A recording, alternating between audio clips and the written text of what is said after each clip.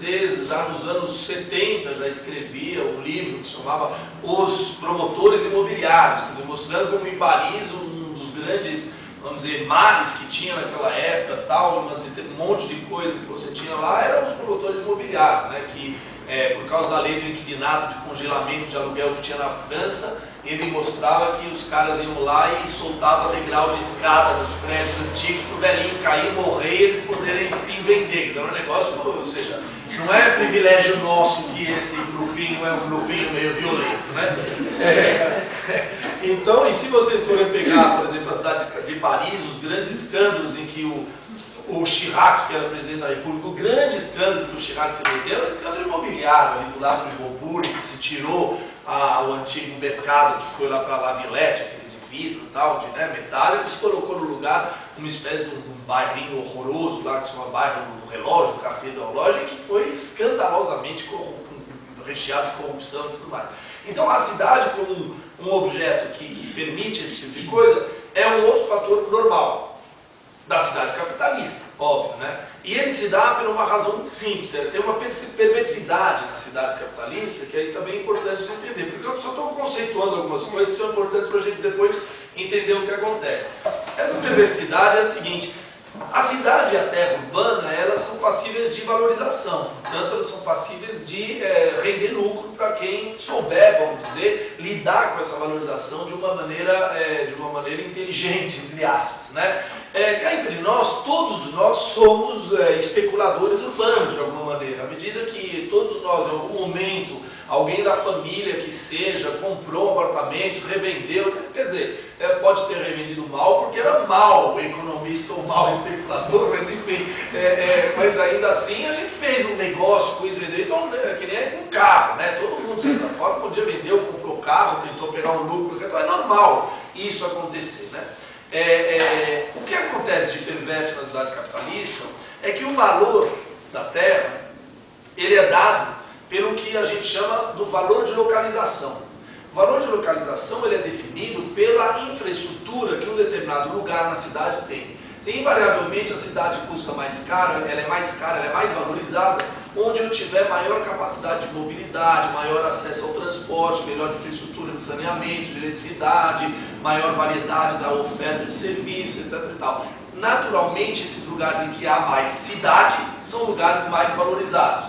Claro que os grupos dominantes com mais dinheiro fazem os seus lugares mais valorizados conforme a demanda. Às vezes não é tanto com serviço, são bairros exclusivamente residenciais, murados e tudo mais que vão valer mais, mas invariavelmente são bairros muito bem infraestruturados. Vamos tomar o Morumbi, por mais que o Morumbi não seja lá muito agradável à noite, porque eu me sinto péssimo andando no meio de muralhas eletrificadas com guaritas e tudo mais, ainda assim eu só para ir para o Morumbi, se a questão for um problema de mobilidade, eu tenho um túnel embaixo do Rio Pinheiro, uma ponte estaiada, a ponte do Morumbi, a ponte da Cidade Jardim, a ponte da Rebouças e a ponte da cidade universitária, que eu posso pegar a esquerda e cair no Morumbi. Eu tenho 6 travessias do Rio Pinheiros no espaço de 1,5 km para permitir que aqueles que estão no Morumbi possam vir rápido para o centro. E o grande problema do Morumbi era justamente eu isolar a elite que lá podia comprar. Então eu vou investir. Então ao investir nessa infraestrutura, que no Brasil a infraestrutura que interessa é a infraestrutura de carro,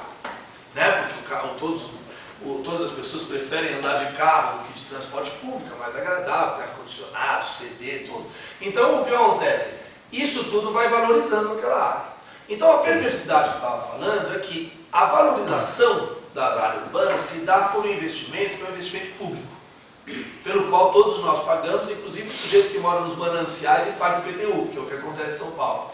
Ou o cara que paga IPTU lá no Jardim da Macena, onde é quase só favela. Ele está pagando IPTU e com esse IPTU o governo faz investimento público, por exemplo, numa ponte estaiada pela qual não passa ônibus, né? Então, essa ponte estaiada, que foi investimento de todos nós que estamos aqui, do público, do Estado, essa ponte estaiada vai gerar uma valorização do terreno ao lado dela, que é apropriado por uma única pessoa que puder pagar por isso. Portanto, a perversidade da cidade capitalista é que o investimento público ele é apropriado individualmente. E isso é uma lógica de uma perversidade extrema, e que é uma lógica, por isso que os urbanistas marxistas chamam isso de mais-valia urbana, que é o conceito da mais-valia, o trabalho não pago. Então, no caso aí, é o trabalho social investido, mas não pago, porque no fundo ele é retido por uma única pessoa. né? Bom, que tem a capacidade de pagar isso.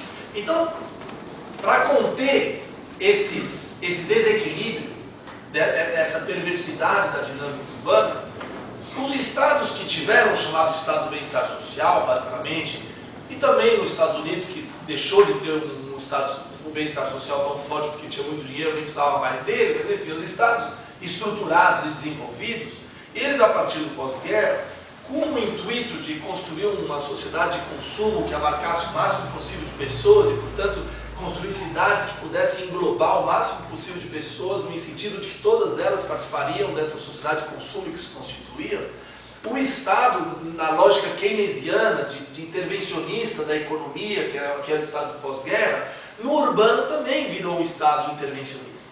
E o Estado intervencionista, no sentido em que ele falou, eu vou regular a cidade, sabendo dessa perversidade, e de tal forma que eu vou tentar recuperar para o Estado aquele ganho individual que o sujeito vai ter graças ao investimento público. Então, se eu tenho lá um bairro no qual eu tenho muito metrô, muito ônibus, muito saneamento perfeito, eletricidade, etc. e tal, eu vou cobrar impostos mais caros, eu vou criar mecanismos para a pessoa pagar pelo privilégio que ela tem de ter aquela infraestrutura, de tal forma que eu vá recuperar essa mais-valia urbana. Essa é a lógica dos chamados instrumentos urbanísticos. Então, os instrumentos urbanísticos vêm dessa tradição urbanística europeia, né, e norte-americana, de criar um Estado capaz de regular a dinâmica urbana e de dizer, olha, calma lá, não exagera aqui. Então é claro que isso pressupõe um Estado que esteja sempre analisando o que é mais importante para a cidade. Então ele é um Estado que vai estar sempre trabalhando pela ótica do bem-estar social. Então o Estado vai dizer, olha, aqui dá para verticalizar, mas na verdade ele vai estar sempre se colocando como intermediário daquele conflito inicial que eu falei, que era o conflito entre valor de uso e valor de troca. Tá certo? O que os autores norte-americanos que eu falei escrevem é que nos Estados Unidos isso não ocorreu muito. Ele falou, olha, na verdade, os Estados Unidos tinha uma máquina de crescimento que todo mundo ficava de acordo que era para fazer crescer e ganhar dinheiro para a construção civil e tudo mais.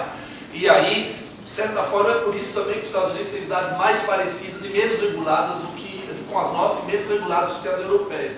Na Europa, em que você teve um Estado mais forte, no sentido da regulação social, a perspectiva, por mais que tenha tido desvios, que você tenha também diferenças, tenha bairros muito mais ricos do que outros, bairros mais valorizados, ainda assim você tem o Estado tentando fazer uma contrabatida. Então ele vai construir mais habitação se faltar habitação, ele vai cobrar um imposto mais caro para poder investir numa melhoria do transporte ali e assim por diante. Ele vai ficar fazendo, portanto, uso dos seus instrumentos de planejamento urbano, chamados instrumentos urbanísticos, para poder então regular essa tensão entre o valor de uso e o valor de troca.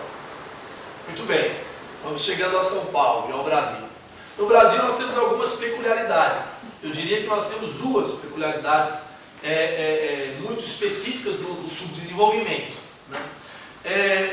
A primeira peculiaridade é que o modelo de crescimento e de desenvolvimento econômico que a gente adotou para sustentar o nosso crescimento, que é o modelo do subdesenvolvimento, ele era